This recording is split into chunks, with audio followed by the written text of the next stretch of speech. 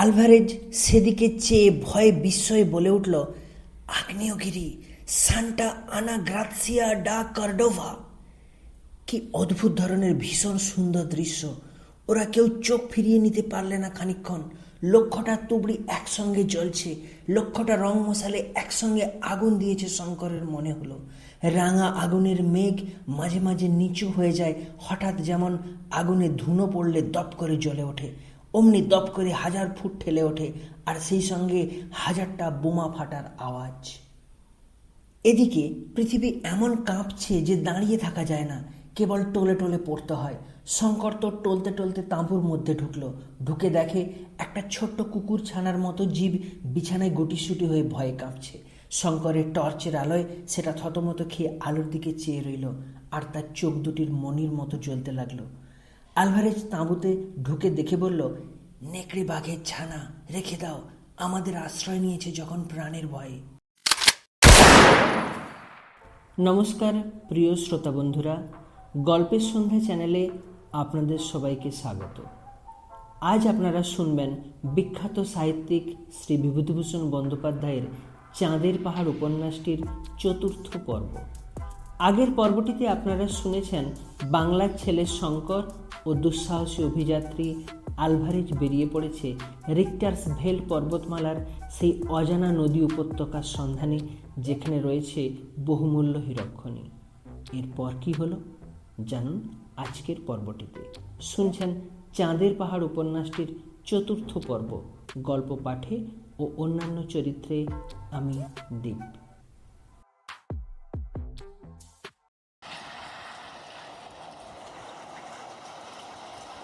সেদিন সকালে খুব মেঘ করে ঝমঝম করে বৃষ্টি নামল। পর্বতের ঢাল বেয়ে যেন 1000 ঝর্ণার ধারায় বৃষ্টির জল গড়িয়ে নিচে নামছে। এই বন ও পাহাড় চোখে কেমন যেন ধাঁধা লাগিয়ে দেয়। এতটা উঠেছে ওরা, কিন্তু প্রতি 1000 ফুট উপর থেকে নিচের অরণ্যের গাছপালার মাথা দেখে সেগুলিকে সমতল ভূমির অরণ্য বলে ভ্রম হচ্ছে। কাজেই প্রথমটা মনে হয় যেন কতটুকুই বা উঠেছি, ওইটুকু তো। বৃষ্টি সেদিন থামল না। বেলা 10টা পর্যন্ত অপেক্ষা করে আলভারেজ উঠবার হুকুম দিলে। শঙ্কর এটা আশা করেনি। এখানে শঙ্কর কর্মী শ্বেতাঙ্গ চরিত্রের একটা দিক লক্ষ্য করলে তার মনে হচ্ছিল, কেন এই বৃষ্টিতে মিছিমিছি বার হওয়া? একটা দিনে কি এমন হবে বৃষ্টি মাথায় পথ চলে লাভ? অবিশ্রান্ত বৃষ্টিধারার মধ্যে ঘন অরণ্যানি ভেদ করে সেদিন ওরা সারাদিন উঠছেই। শঙ্কর আর পারে না। কাপড় চোপড় জিনিসপত্র তাঁবু সব ভিজে একাকার। একখানা রুমাল পর্যন্ত শুকনো নেই কোথাও। শঙ্করের কেমন একটা অবসাদ এসেছে দেহে ও মনে।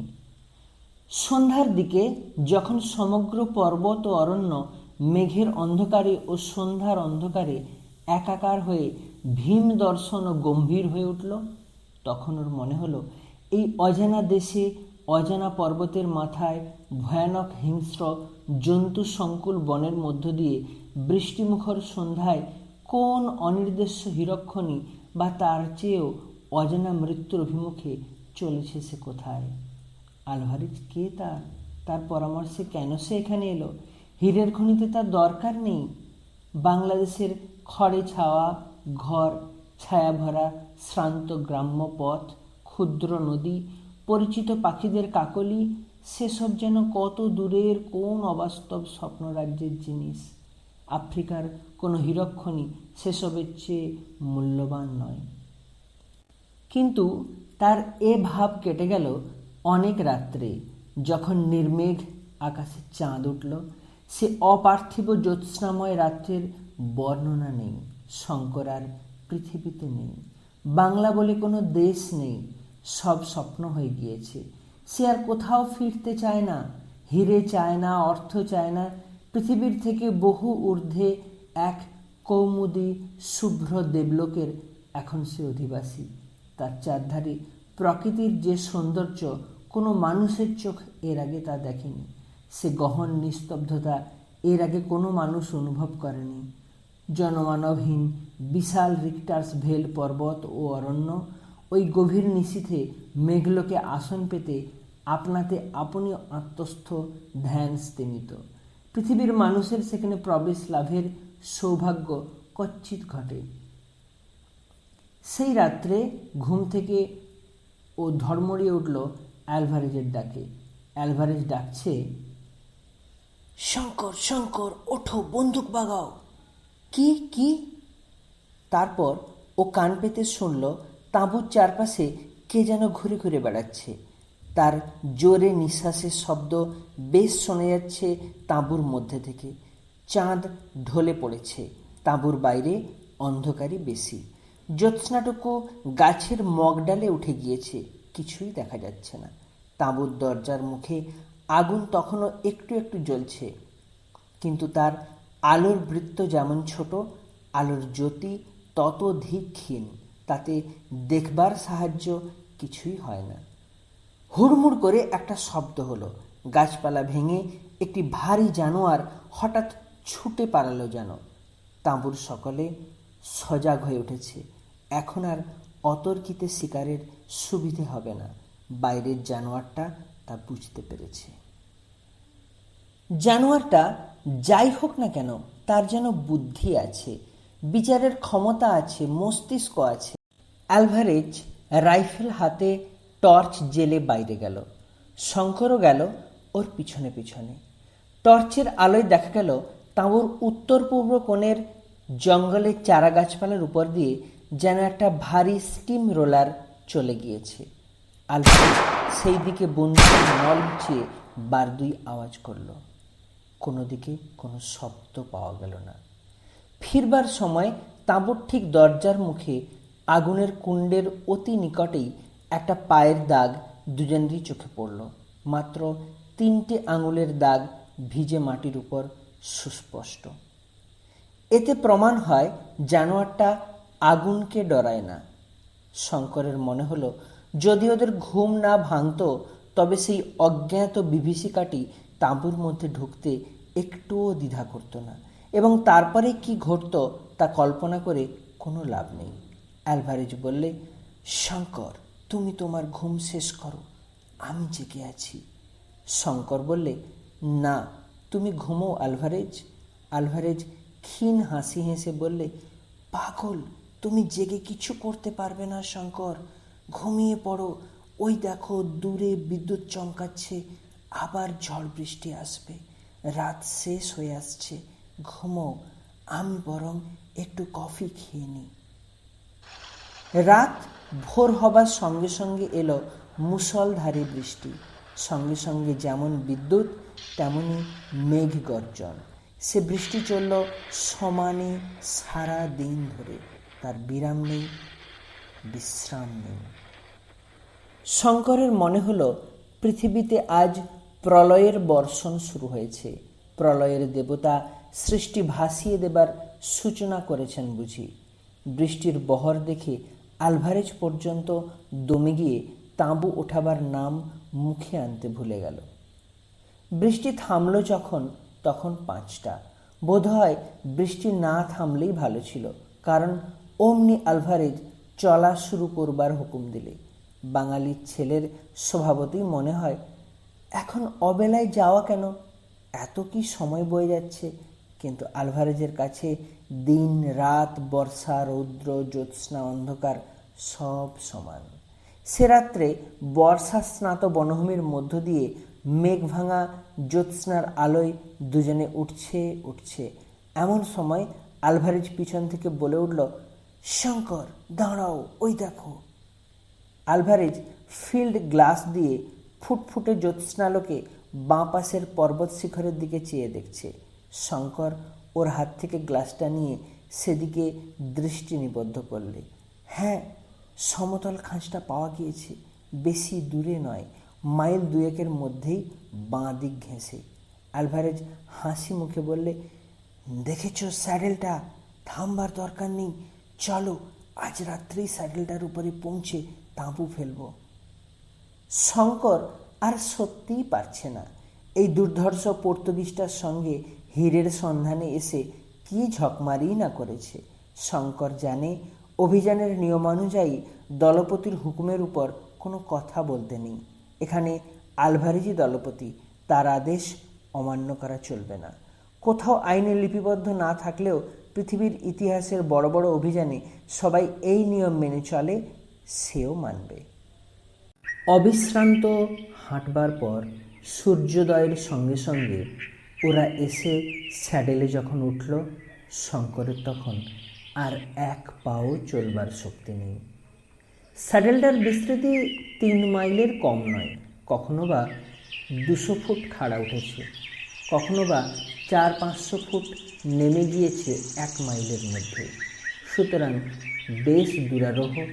যতটুকু সমতল ততটুকু শুধুই বড় বড় বনস্পতির জঙ্গল, ইরিথ্রিনা পেনসিয়ানা, রিঠা গাছ, বাঁশ বা বন্য আদা, বিচিত্র বর্ণের অর্কিডের ফুল ডালে ডালে, বেবুন ও কলবাস বাঁদর সর্বত্র।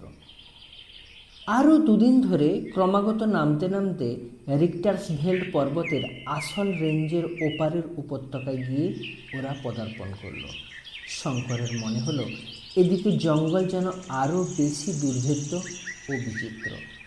আটলান্টিক মহাসাগরের দিক থেকে সমুদ্র বাষ্প উঠে কতক ধাক্কা খায় পশ্চিম আফ্রিকার ক্যামেরুন পর্বতে, বাকিটা আটকায় বিশাল রিক্টার্সভেল্ডের দক্ষিণ শান্তে।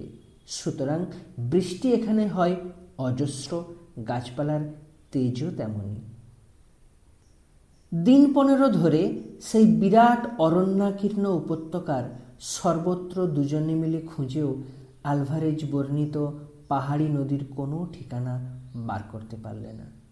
ছোটোখাটো ঝর্ণা 2-1টা উপত্যকার উপর দিয়ে বইছে বটে, কিন্তু আলভারেজ কেবলই ঘাড় নাড়ে আর বলে, এসব নয়। শঙ্কর বলে, তোমার ম্যাপটা দেখো না ভালো করে। কিন্তু এখন দেখা যাচ্ছে যে আলভারেজের ম্যাপের কোনো নিশ্চয়তা নেই। আলভারেজ বলে, ম্যাপ কি হবে, আমার মনে গভীরভাবে আঁকা আছে সে নদী ও সে উপত্যকার ছবি। সে একবার দেখতে পেলেই তখনই চিনে নেব। এ সে জায়গাই নয়, এই উপত্যকা সেই উপত্যকাই নয়। নিরুপায়, খোঁজো তবে। 1 মাস কেটে গেল। পশ্চিম আফ্রিকায় বর্ষা নামল মার্চ মাসের প্রথমে। সে কি ভয়ানক বর্ষা! শঙ্কর তার কিছু নমুনা পেয়ে এসেছে রিক্টার্সভেল্ড পার হওয়ার সময়ে। উপত্যকা ভেসে গেল পাহাড় থেকে নামা বড় বড় পার্বত্য ঝর্ণার জলধারায়। তাঁবু ফেলবার স্থান নেই। এক রাত্রে হঠাৎ অতি বর্ষণের ফলে ওদের ভাসিয়ে নিয়ে যাওয়ার জোগাড় করেছিল। আলভারেজের সজাগ ঘুমের জন্য সে যাত্রা বিপদ কেটে গেল। কিন্তু দিন যায় তো ক্ষণ যায় না। শঙ্কর একদিন ঘোর বিপদে পড়ল জঙ্গলের মধ্যে। সে বিপদটাও বড় অদ্ভুত ধরনের। সেদিন আলভারেজ তাঁবুতে তার নিজের রাইফেল পরিষ্কার করছিল। সেটা শেষ করে রান্না করবে কথা ছিল। শঙ্কর রাইফেল হাতে বনের মধ্যে শিকারের সন্ধানে বার হয়েছে। আলভারেজ বলে দিয়েছে তাকে এ বনে খুব সাবধানে চলাফেরা করতে, আর বন্দুকের ম্যাগাজিনে সবসময় যেন কার্ট্রিজ ভরা থাকে। আর একটা মূল্যবান উপদেশ দিয়েছে, সেটা এই, বনের মধ্যে বেড়াবার সময় হাতের কবজিতে কম্পাস সর্বদা বেঁধে নিয়ে বেড়াবে, এবং যে পথ দিয়ে যাবে পথের ধারে গাছপালায় কোনো চিহ্ন রেখে যাবে, যাতে ফিরবার সময় সেই সব চিহ্ন ধরে আবার ঠিক ফিরতে পারো, নতুবা বিপদ অবশ্যম্ভাবী। সেদিন শঙ্কর স্প্রিংবক হরিণের সন্ধানে গভীর বনে চলে গিয়েছে। সকালে বেরিয়েছিল। ঘুরে ঘুরে বড় ক্লান্ত হয়ে পড়ে এক জায়গায় একটা বড় গাছের তলায় সে একটু বিশ্রামের জন্য বসল। সেখানটাতে চারধারী বৃহৎ বৃহৎ বনস্পতির মেলা, আর সব গাছেই গুঁড়ি ও ডালপালা বেয়ে এক প্রকারের বড় বড় লতা উঠে তাদের ছোট ছোট পাতা দিয়ে এমন নিবিড়ভাবে আষ্ঠে পৃষ্ঠে গাছগুলোকে জড়িয়েছে যে গুঁড়ির আসল রং দেখা যাচ্ছে না। কাছেই একটা ছোট জলার ধারে ঝাড়ে ঝাড়ে মারিপোসা লিলি ফুল ফুটে রয়েছে। খানিকটা সেখানে বসবার পরে শঙ্করের মনে হলো তার কি একটা অস্বস্তি হচ্ছে। কী ধরনের অস্বস্তি তা সে কিছু বুঝতে পারল না, অথচ জায়গাটা ছেড়ে উঠে যাওয়ারও ইচ্ছে তার হলো না। সে ক্লান্ত বটে, আর জায়গাটা বেশ আরামেরও বটে, কিন্তু এ তার কি হলো? তার সমস্ত শরীরে এত অবসাদ এলো কোথা থেকে? ম্যালেরিয়ার জ্বরে ধরল নাকি? অবসাদটা কাটাবার জন্যে সে পকেট হাতড়ে একটা চুরুট বার করে ধরালে। কিসের একটা মিষ্টি মিষ্টি সুগন্ধ বাতাসে। শঙ্করের বেশ লাগছে গন্ধটা। একটু পরে দেশলাইটা মাটি থেকে কুড়িয়ে পকেটে রাখতে গিয়ে মনে হলো হাতটা যেন তার নিজের নয়, যেন অন্য কারো হাত। তার মনের ইচ্ছায় সে হাত নড়ে না। ক্রমেই তার সর্বশরীরে যেন বেশ একটা আরামদায়ক অবসাদে অবশ হয়ে পড়তে চাইল। কি হবে আর বৃথা ভ্রমণে, আলেয়ার পিছু পিছু বৃথা ছুটে? এইরকম বনের ঘন ছায়ায় নিভৃত লতা বিতানে অলস স্বপ্নে জীবনটা কাটিয়ে দেওয়ার চেয়ে সুখ আর কি আছে? একবার তার মনে হলো এই বেলা উঠে তাঁবুতে যাওয়া যাক, নতুবা তার কোনো একটা বিপদ ঘটবে যেন। একবার সে উঠবার চেষ্টাও করতে গেল, কিন্তু পরক্ষণেই তার দেহ মন ব্যাপী অবসাদের জয় হলো। অবসাদ নয়, যেন একটা মৃদু মধুর নেশার আনন্দ। সমস্ত জগৎ তার কাছে তুচ্ছ। সে নেশাটাই তার সারা দেহ অবশ করে আনছে ক্রমশ। শঙ্কর গাছের শিকড়ে মাথা দিয়ে ভালো করেই শুয়ে পড়ল। বড় বড় কটন উড গাছের শাখায় আলো ছায়ার রেখা বড় অস্পষ্ট। কাছেই কোথাও বুনো পেঁচার ডাক অনেকক্ষণ থেকে শোনা যাচ্ছিল। ক্রমে যেন তা ক্ষীণ হতে ক্ষীণতর হয়ে আসছে। তারপরে কি হলো শঙ্কর কিছু জানে না। আলভারেজ যখন বহু অনুসন্ধানের পর ওর অচৈতন্য দেহটা কটন উড জঙ্গলের ছায়ায় আবিষ্কার করলে তখন বেলা বেশি নেই। প্রথমটা আলভারেজ ভাবলে এ নিশ্চয়ই সর্পাঘাত, কিন্তু দেহটা পরীক্ষা করে সর্পাঘাতের কোনো লক্ষণ দেখা গেল না। হঠাৎ মাথার উপরকার ডালপালা ও চারধারে গাছপালার দিকে নজর পড়তেই অভিজ্ঞ ভ্রমণকারী আলভারেজ ব্যাপারটা সব বুঝতে পারলে। সেখানটাতে সর্বত্র অতি মারাত্মক বিষলতার বন, যার রসে আফ্রিকান অসভ্য মানুষেরা তীরের ফলা ডুবিয়ে নেয়, যার বাতাস এমনি বেশ সুগন্ধ বহন করে, কিন্তু নিঃশ্বাসের সঙ্গে বেশি মাত্রায় গ্রহণ করলে অনেক সময় পক্ষাঘাত পর্যন্ত হতে পারে। মৃত্যুও ঘটা আশ্চর্য নয়। তাঁবুতে এসে শঙ্কর 2-3 দিন শয্যাগত হয়ে রইল। সর্বশরীর ফুলে ঢোল, মাথা যেন ফেটে যাচ্ছে, আর সর্বদাই তৃষ্ণায় গলা কাঠ। আলভারেজ বললে, যদি তোমাকে সারা রাত ওখানে থাকতে হতো তাহলে সকালবেলা তোমাকে বাঁচানো কঠিন হতো। একদিন একটা ঝর্ণার জলধারার বালুময় তীরে শঙ্কর হলদে রঙের কি দেখতে পেলে। আলভারেজ পাকা প্রসপেক্টর। সে এসে বালি ধুয়ে সোনার রেণু বার করলে, কিন্তু তাতে সে বিশেষ উৎসাহিত হলো না। সোনার পরিমাণ এত কম যে মজুরি পোষাবে না। 1 টন বালি ধুয়ে আউন্স 3 সোনা হয়তো পাওয়া যেতে পারে। শঙ্কর বললে, বসে থেকে লাভ কি? তবু যা সোনা পাওয়া যায় 3 আউন্স সোনার দামও কম নয়। সে যেটাকে অত্যন্ত অদ্ভুত জিনিস বলে মনে করছে অভিজ্ঞ প্রসপেক্টর আলভারেজের কাছে সেটা কিছুই নয়। তাছাড়া শঙ্করের মজুরির ধারণার সঙ্গে আলভারেজের মজুরির ধারণা মিল খায় না। শেষ পর্যন্ত ও কাজ শঙ্করকে ছেড়ে দিতে হলো। ইতিমধ্যে ওরা মাসখানেক ধরে জঙ্গলের নানা অঞ্চলে বেড়ালে। আজ এখানে 2 দিন তাঁবু পাতে, সেখান থেকে আরেক জায়গায় উঠে যায়, সেখানে কিছুদিন তন্ন করে চারধার দেখবার পরে আরেক জায়গায় উঠে যায়। সেদিন অরণ্যের একটা নতুন স্থানে পৌঁছে ওরা তাঁবু পেতেছে। শঙ্কর বন্দুক নিয়ে 2-1টা পাখি শিকার করে সন্ধ্যায় তাঁবুতে ফিরে এসে দেখলে আলভারেজ বসে চুরুট টানছে। তার মুখ দেখে মনে হলো সে চিন্তিত ও উদ্বিগ্ন। শঙ্কর বললে, আমি বলি আলভারেজ, তুমি যখন বার করতে পারলে না তখন চলো ফিরে যাই। আলভারেজ বললে, নদীটা তো উড়ে যায়নি। এই বন পর্বতের কোনো না কোনো অঞ্চলে সেটা নিশ্চয়ই আছে। তবে আমরা বার করতে পারছি না কেন? আমাদের খোঁজ ঠিক মতো হচ্ছে না। বলো কি আলভারেজ, 6 মাস ধরে জঙ্গল চষে বেড়াচ্ছি, আবার কাকে খোঁজ বলবো? আলভারেজ গম্ভীর মুখে বললে, কিন্তু মুশকিল হয়েছে কোথায় জানো শঙ্কর? তোমাকে এখনো কথাটা বলিনি, শুনলে হয়তো খুব দমে যাবে বা ভয় পাবে। আচ্ছা, তোমাকে একটা জিনিস দেখাই, এসো আমার সঙ্গে। শঙ্কর অধীর আগ্রহ ও কৌতূহলের সঙ্গে ওর পিছনে পিছনে চলল। ব্যাপারটা কি? আলভারেজ একটু দূরে গিয়ে একটা বড় গাছের তলায় দাঁড়িয়ে বললে, শঙ্কর, আমরা আজই এখানে এসে তাঁবু পেতেছি, ঠিক তো? শঙ্কর অবাক হয়ে বললে, এ কথার মানে কি? আজই তো এখানে এসেছি, না আবার কবে এসেছি? আচ্ছা, ওই গাছের গুঁড়ির কাছে সরে এসে দেখো তো। শঙ্কর এগিয়ে গিয়ে দেখলে গুঁড়ির নরম ছাল ছুরি দিয়ে খুদে KDA লিখে রেখেছে, কিন্তু লেখাটা টাটকা নয়, অন্তত মাসখানেকের পুরানো। শঙ্কর ব্যাপারটা কিছু বুঝতে পারলে না, আলভারেজের মুখের দিকে চেয়ে রইল।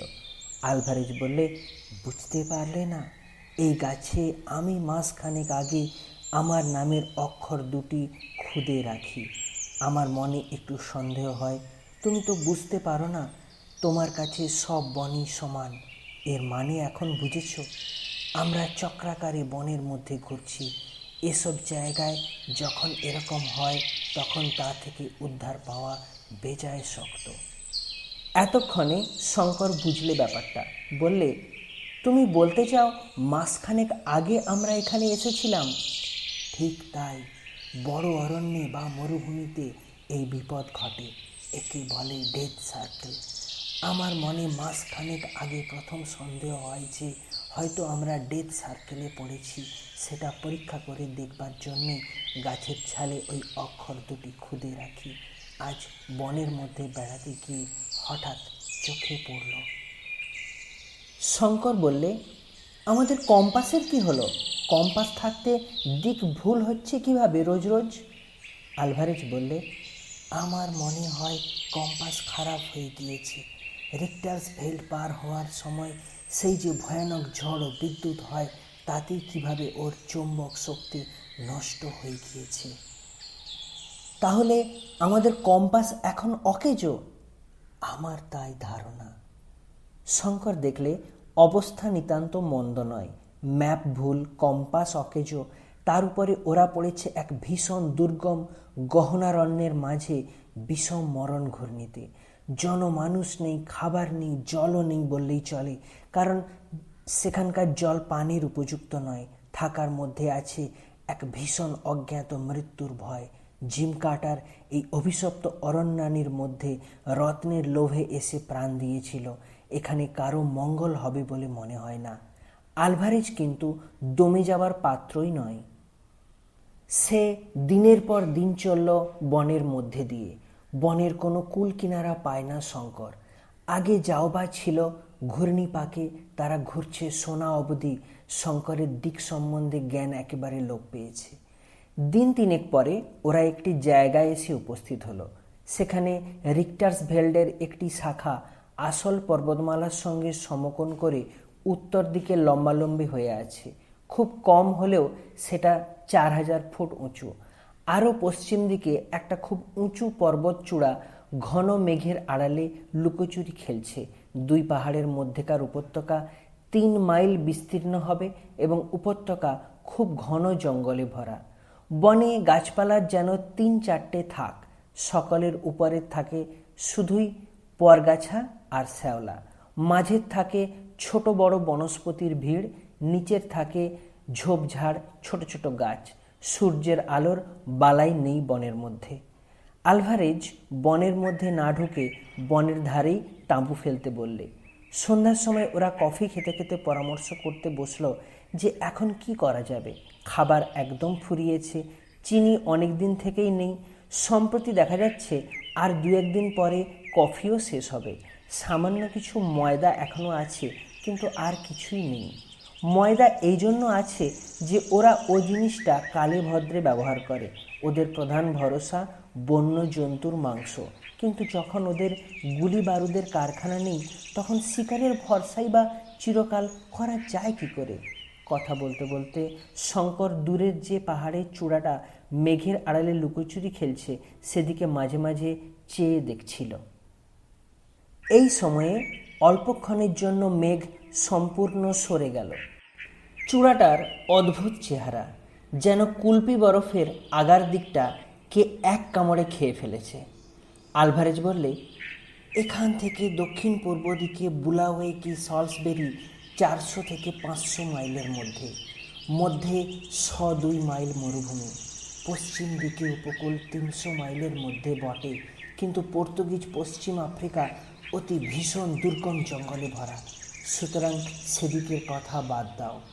এখন আমাদের উপায় হচ্ছে, হয় তুমি নয় আমি সলসবেরি কি বুলাওয়ে চলে গিয়ে টোটা ও খাবার কিনে আনি, কম্পাসও চাই। আলভারেজের মুখে এই কথাটা বড় শুভক্ষণে শঙ্কর শুনেছিল।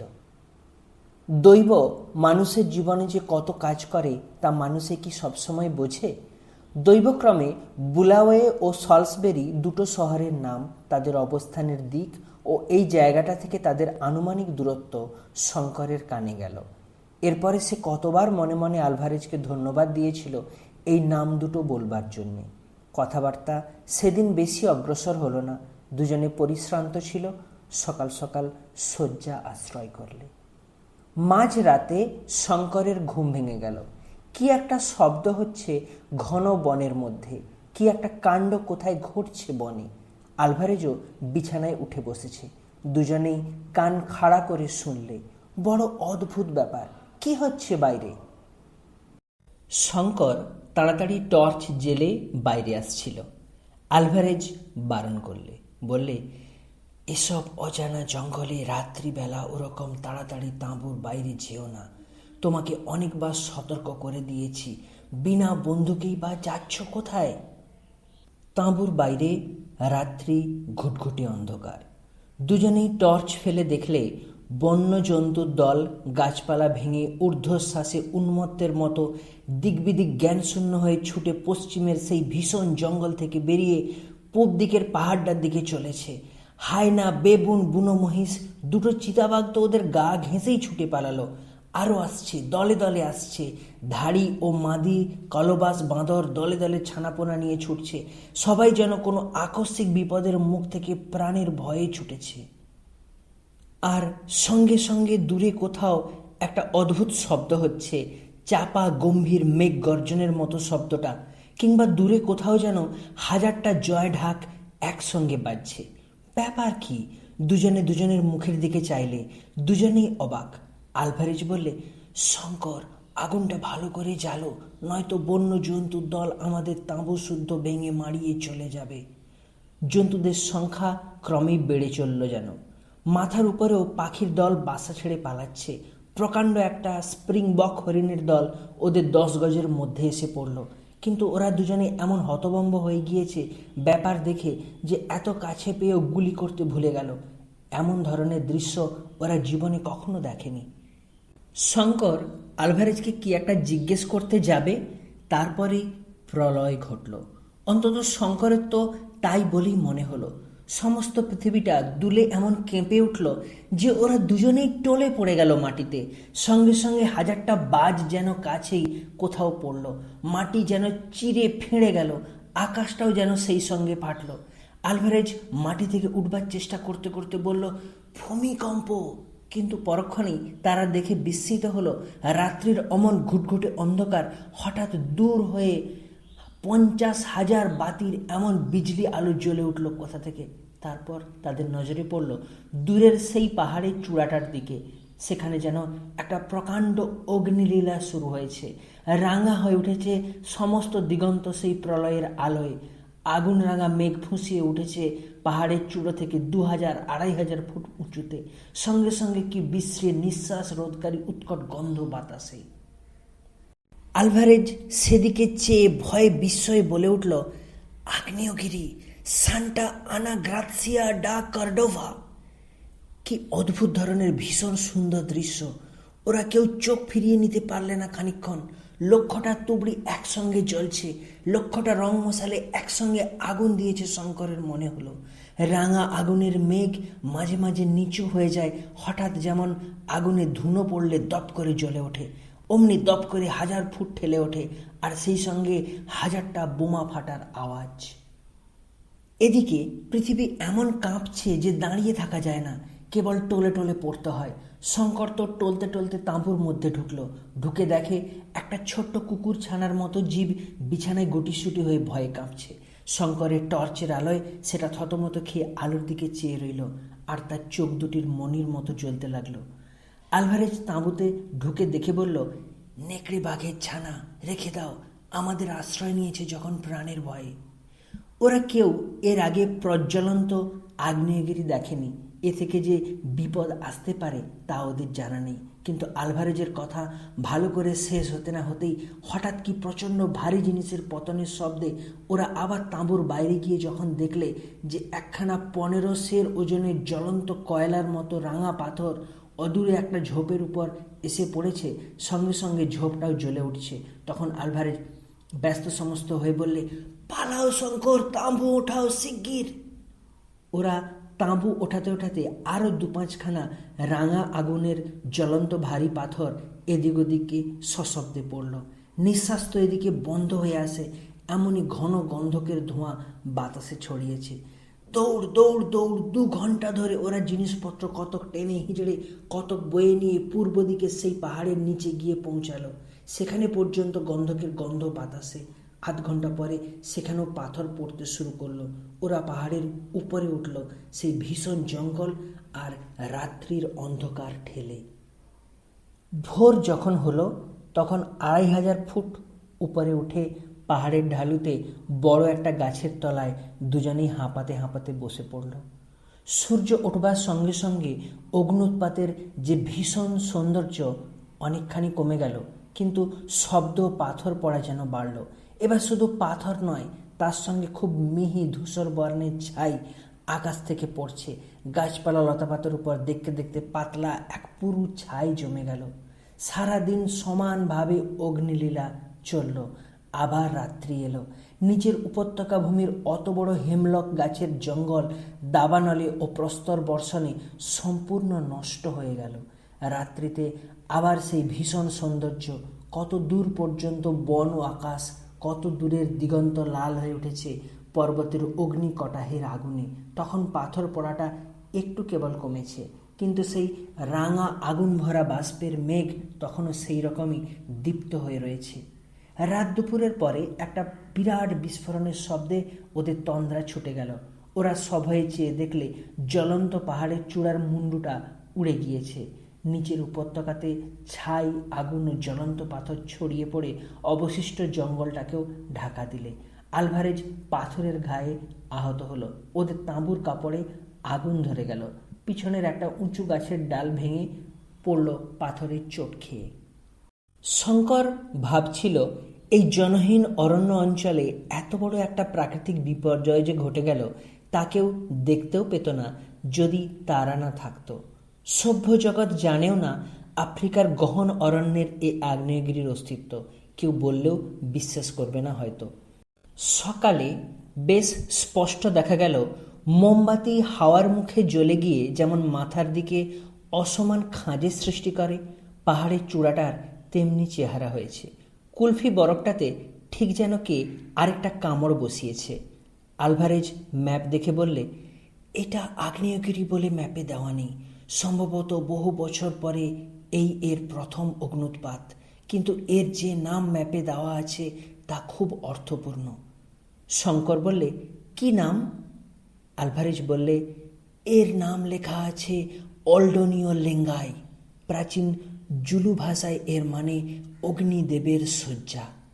নামটা দেখে মনে হয় এ অঞ্চলের প্রাচীন লোকেদের কাছে এ পাহাড়ের আগ্নেয় প্রকৃতি অজ্ঞাত ছিল না। বোধহয় তারপর 200-100 বছর কিংবা তার বেশি কাল এটা চুপচাপ ছিল। ভারতবর্ষের ছেলে শঙ্করের 2 হাত আপনা আপনি প্রণামের ভঙ্গিতে ললাট স্পর্শ করলে। প্রণাম হে রুদ্রদেব, প্রণাম। আপনার তাণ্ডব দেখার সুযোগ দিয়েছেন, এজন্য প্রণাম গ্রহণ করুন। হে দেবতা, আপনার এই রূপের কাছে শত হীরকখনি তুচ্ছ হয়ে যায়। আমার সমস্ত কষ্ট সার্থক হলো। আগ্নেয় পর্বতের অত কাছে বাস করা আলভারেজ উচিত বিবেচনা করলে না। ওল্ডনীয় লেঙ্গাই পাহাড়ের ধুমায়িত শিখর দেশের সান্নিধ্য পরিত্যাগ করে তারা আরও পশ্চিম ঘেঁষে চলতে থাকল। সেদিকের গহন অরণ্যে আগুনের আঁচটিও লাগেনি। বর্ষার জলে সে অরণ্য আরও নিবিড় হয়ে উঠেছে। ছোট ছোট গাছপালার ও লতা ঝোপের সমাবেশ। ছোট বড় কত ঝর্ণাধারা ও পার্বত্য নদী বয়ে চলেছে, তাদের মধ্যে একটাও আলভারেজের পূর্ব পরিচিত নয়। এইবার এক জায়গায় ওরা এসে উপস্থিত হলো, যেখানে চারিদিকে চুনা পাথর ও গ্রানাইটের ছোট বড় পাহাড় ও প্রত্যেক পাহাড়ের গায়ে নানা আকারের গুহা। স্থানটার প্রাকৃতিক দৃশ্য রিক্টার্সভেল্ডের সাধারণ দৃশ্য থেকে একটু অন্যরকম। এখানে বন তত নয়, কিন্তু খুব বড় বড় গাছ চারিদিকে, আর যেখানে সেখানে পাহাড় ও গুহা। একটা উঁচু ঢিবির মতো গ্রানাইটের পাহাড়ের উপর ওরা তাঁবু ফেলে রইল। এখানে এসে পর্যন্ত শঙ্করের মনে হয়েছে জায়গাটা ভালো নয়। কি একটা অস্বস্তি, মনের মধ্যে কি একটা আসন্ন বিপদের আশঙ্কা। তা সে না পারে ভালো করে নিজে বুঝতে, না পারে আলভারেজকে বোঝাতে। একদিন আলভারেজ বললে, সব মিথ্যে শঙ্কর, আমরা এখনো বনের মধ্যে ঘুরছি। আজ সেই গাছটা আবার দেখছি, সেই DA লেখা। অথচ তোমার মনে আছে আমরা কত দূর সম্ভব পশ্চিম দিক ঘেঁষেই চলেছি। আজ 15 দিন, কি করে আবার আমরা সেই গাছটার কাছে আসতে পারি? শঙ্কর বললে, তবে এখন কি উপায়? উপায় আছে। আজ রাত্রে একটা বড় গাছের মাথায় উঠে নক্ষত্র দেখে নির্ণয় করতে হবে। তুমি তাঁবুতে থেকো। শঙ্কর একটা কথা বুঝতে পারছিল না, তারা যদি চক্রাকারে ঘুরছে তবে অনুচ্চ শৈলমালা ও গুহার দেশে কি করে এলো? এ অঞ্চলে তো কখনো আসেনি বলেই মনে হয়। আলভারেজ এর উত্তরে বললে, গাছটাতে নাম খোদাই দেখে সে আর কখনো তার পূর্ব দিকে আসবার চেষ্টা করেনি। পূর্ব দিকে মাইল 2 এলেই এই স্থানটিতে ওরা পৌঁছত। সে রাত্রে শঙ্কর একা তাঁবুতে বসে বঙ্কিমচন্দ্রের রাজসিংহ পড়ছিল। এই একখানা বাংলা বই সে দেশ থেকে আসবার সময় সঙ্গে করে আনে এবং বহুবার পড়লেও সময় পেলেই আবার পড়ে। কত দূরে ভারতবর্ষ, তার মধ্যে চিতোর, মেওয়ার, মোঘল রাজপুতের বিবাদ। এই অজানা মহাদেশের অজানা মহা অরণ্যানীর মধ্যে বসে সেসব যেন অবাস্তব বলে মনে হয়। তাঁবুর বাইরে হঠাৎ যেন পায়ের শব্দ পাওয়া গেল। শঙ্কর প্রথমটা ভাবলে আলভারেজ গাছ থেকে নেমে ফিরে আসছে বোধহয়, কিন্তু পরক্ষণেই তার মনে হলো এ মানুষের স্বাভাবিক পায়ের শব্দ নয়। কেউ দুপায়ে থলে জড়িয়ে খুঁড়িয়ে খুঁড়িয়ে মাটিতে পা ঘষে ঘষে টেনে টেনে চললে যেমন এমন ধরনের শব্দ হওয়া সম্ভব। আলভারেজের উইনচেস্টার রিপিটারটা হাতের কাছেই ছিল। ও সেটা তাঁবুর দরজার দিকে বাগিয়ে বসল। বাইরে পদশব্দটা একেবারে থেমে গেল। পরেই আবার তাঁবুর দক্ষিণ পাশ থেকে বাঁ দিকে এলো। একটা কোনো বড় প্রাণীর ঘন ঘন নিঃশ্বাসের শব্দ যেন পাওয়া গেল, ঠিক যেমন পাহাড় পার হবার সময় এক রাত্রে ঘটেছিল, ঠিক সেই রকম। শঙ্কর একটু ভয় খেয়ে সংযম হারিয়ে ফেলে রাইফেল ছেড়ে বসল। একবার নয়, দুবার। সঙ্গে সঙ্গে মিনিট 2 পরে দূরের গাছের মাথা থেকে প্রত্যুত্তরে দুবার রিভলভারের আওয়াজ পাওয়া গেল। আলভারেজ মনে ভেবেছে শঙ্করের কোনো বিপদ উপস্থিত, নতুবা রাত্রে খামোকা রিভলভার ছুঁড়বে কেন? বোধহয় সে তাড়াতাড়ি নেমে আসছে। এদিকে চারিদিক থেকে বন্দুকের আওয়াজে জানোয়ারটা বোধহয় পালিয়েছে, আর তার সাড়া শব্দ নেই। শঙ্কর টর্চ জেলে তাঁবুর বাইরে এসে ভাবলে আলভারেজকে সংকেতে গাছ থেকে নামতে বারণ করবে। এমন সময় কিছু দূরে বনের মধ্যে হঠাৎ আবার 2 বার পিস্তলের আওয়াজ এবং সেই সঙ্গে একটা অস্পষ্ট চিৎকার শুনতে পাওয়া গেল। শঙ্কর পিস্তলের আওয়াজ লক্ষ্য করে ছুটে গেল। কিছু দূরে গিয়েই দেখলে বনের মধ্যে একটা বড় গাছের তলায় আলভারেজ শুয়ে। টর্চের আলোয় তাকে দেখে ভয়ে বিস্ময়ে শঙ্কর শিউরে উঠল। তার সর্বশরীর রক্তমাখা, মাথাটা বাকি শরীরের সঙ্গে একটা অস্বাভাবিক কোণের সৃষ্টি করেছে। গায়ের কোটটা ছিন্ন ভিন্ন। শঙ্কর তাড়াতাড়ি ওর পাশে গিয়ে বসে ওর মাথাটা নিজের কোলে তুলে নিলে। ডাকলে, আলভারেজ, আলভারেজ। আলভারেজের সাড়া নেই। তার ঠোঁট দুটো একবার যেন নড়ে উঠল, কি যেন বলতে গেল। সে শঙ্করের দিকে চেয়েই আছে, অথচ সে চোখে যেন দৃষ্টি নেই, অথবা কেমন যেন নিস্পৃহ উদাস দৃষ্টি। শঙ্কর ওকে বহন করে তাঁবুতে নিয়ে এলো, মুখে জল দিল। তারপর গায়ের কোটটা খুলতে গিয়ে দেখে গলার নিচে কাঁধের দিকে খানিকটা জায়গায় মাংসকে যেন ছিঁড়ে নিয়েছে। সারা পিঠটারও সেই অবস্থা। কোনো এক অসাধারণ বলশালী জন্তু তীক্ষ্ণধার নখে বা দাঁতে পিঠখানা চিরে ফালা ফালা করেছে। পাশে নরম মাটিতে কোনো এক জন্তুর পায়ের দাগ, 3টে মাত্র আঙুল সে পায়ে। সারা রাত্রি সেইভাবেই কাটল। আলভারেজের সাড়া নেই, সংজ্ঞা নেই। সকাল হবার সঙ্গে সঙ্গে হঠাৎ যেন তার চেতনা ফিরে এলো। শঙ্করের দিকে বিস্ময়ের ও অচেনা দৃষ্টিতে চেয়ে দেখলে, যেন এর আগে সে কখনো শঙ্করকে দেখেনি। তারপর আবার চোখ বুঝল। দুপুরের পর খুব সম্ভবত নিজের মাতৃভাষায় কী সব বকতে শুরু করলো। শঙ্কর এক বর্ণও বুঝতে পারলে না। বিকেলের দিকে সে হঠাৎ শঙ্করের দিকে চাইলে। চাইবার সঙ্গে সঙ্গে শঙ্করের মনে হলো সে ওকে চিনতে পেরেছে। এইবার ইংরেজিতে বললে, শঙ্কর, এখনো বসে আছো? তাঁবু ওঠাও, চলো যাই। তারপর অপ্রকৃতিস্থের মতো নির্দেশহীন ভঙ্গিতে হাত তুলে বললে, রাজার ঐশ্বর্য লুকানো রয়েছে ওই পাহাড়ের গুহার মধ্যে। তুমি দেখতে পাচ্ছ না, আমি দেখতে পাচ্ছি। চলো আমরা যাই, তাঁবু ওঠাও, দেরি করো না। এই আলভারেজের শেষ কথা। তারপর কতক্ষণ শঙ্কর স্তব্ধ হয়ে বসে রইল। সন্ধ্যা হলো। একটু একটু করে সমগ্র বনানী ঘন অন্ধকারে ডুবে গেল। শঙ্করের তখন চমক ভাঙল।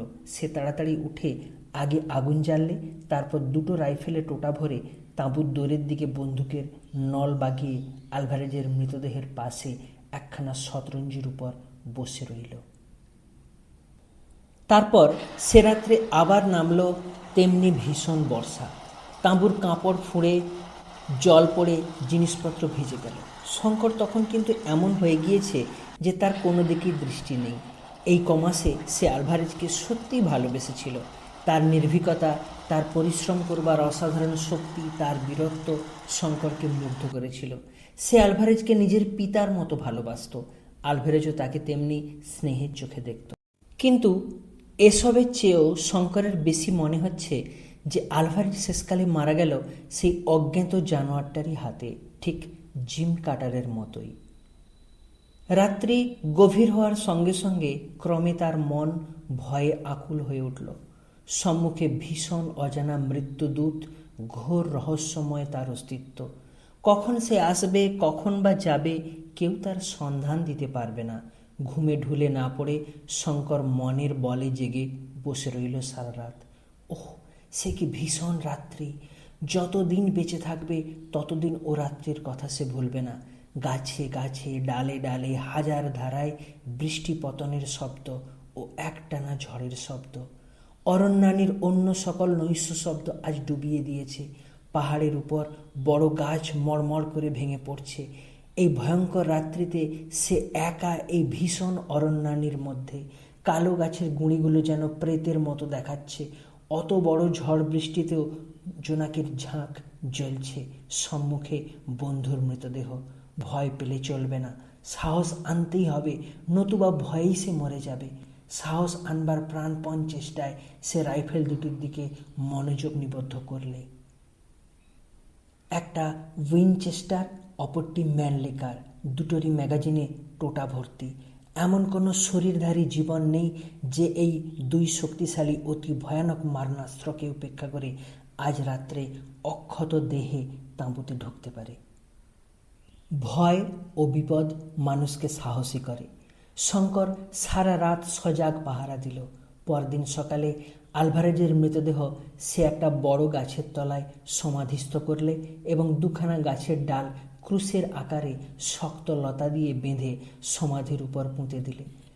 আলভারেজের কাগজপত্রের মধ্যে ওপর্টো খনি বিদ্যালয়ের একটা ডিপ্লোমা ছিল ওর নামে। তাদের শেষ পরীক্ষায় আলভারেজ সসম্মানে উত্তীর্ণ হয়েছে। ওর কথাবার্তায় অনেক সময় শঙ্করের সন্দেহ হতো যে সে নিতান্ত মূর্খ ভাগ্যান্বেষী ভবঘুরে নয়। লোকালয় থেকে বহু দূরে এই জনহীন অরণ্যে ক্লান্ত আলভারেজের রত্নানুসন্ধান শেষ হলো। তার মতো মানুষ রত্নের কাঙাল নয়, বিপদের নেশায় পথে পথে বেড়ানোই তাদের জীবনের পরম আনন্দ। কুবেরের ভাণ্ডারও তাকে এক জায়গায় চিরকাল আটকে রাখতে পারত না। দুঃসাহসিক ভবঘুরের উপযুক্ত সমাধি বটে। অরণ্যের বনস্পতি দল ছায়া দেবে সমাধির উপর।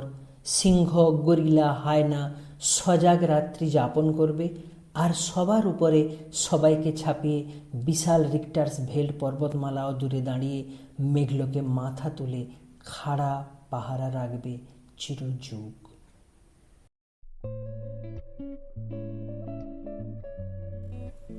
এতক্ষণ আপনারা শুনছিলেন চাঁদের পাহাড় উপন্যাসটির ৪র্থ পর্ব।